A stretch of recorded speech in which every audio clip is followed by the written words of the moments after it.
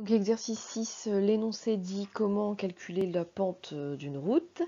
Et ensuite, on nous demande de classer donc sur les 3 routes qui sont proposées, les pentes par ordre décroissante.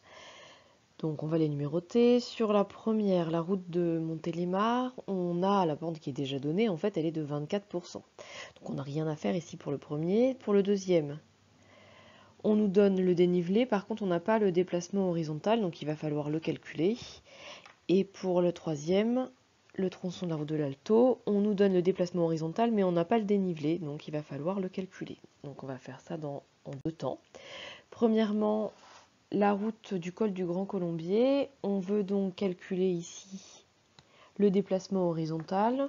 On va nommer notre triangle, on va l'appeler ABC. On a donc un triangle ABC rectangle en B. Ce qu'on veut calculer, c'est le côté BC. On va donc utiliser le théorème de Pythagore. D'après le théorème de Pythagore,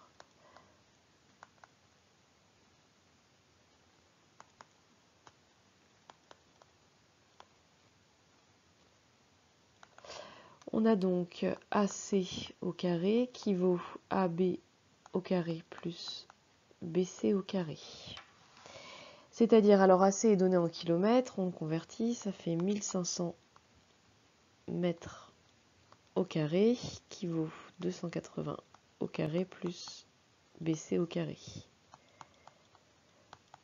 On va donc calculer le carré de BC, c'est 1500 au carré moins 280 au carré, ce qui fait 2 171 600. Donc BC, qui vaut racine de ce résultat, vaut à peu près 1474 mètres.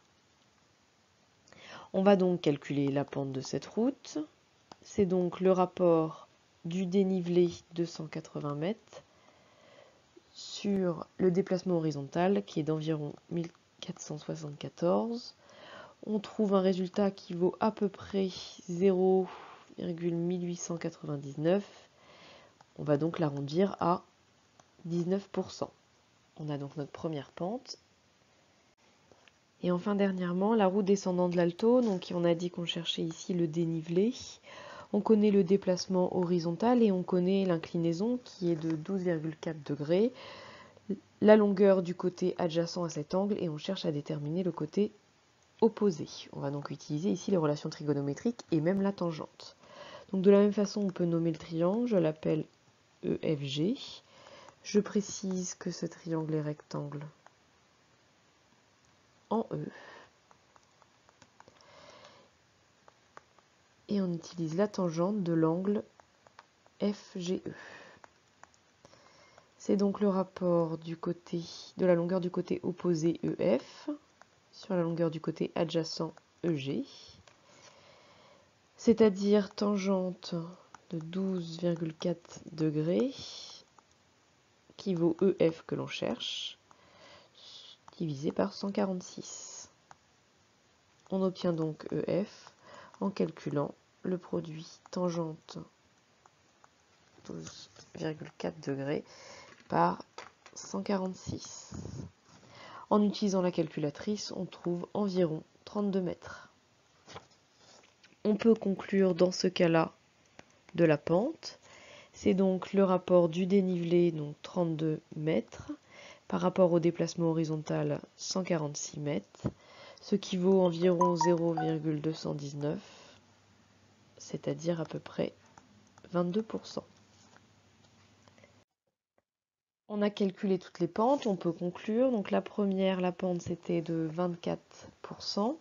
La deuxième, on a calculé une pente qui était d'environ 19%.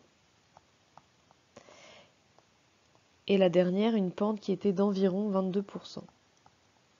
Ainsi, le classement par pente décroissante, c'est donc la première, la route du château de Montélimar, la dernière, le tronçon de la route de l'Alto, et le tronçon de la route du col du Grand Colombier.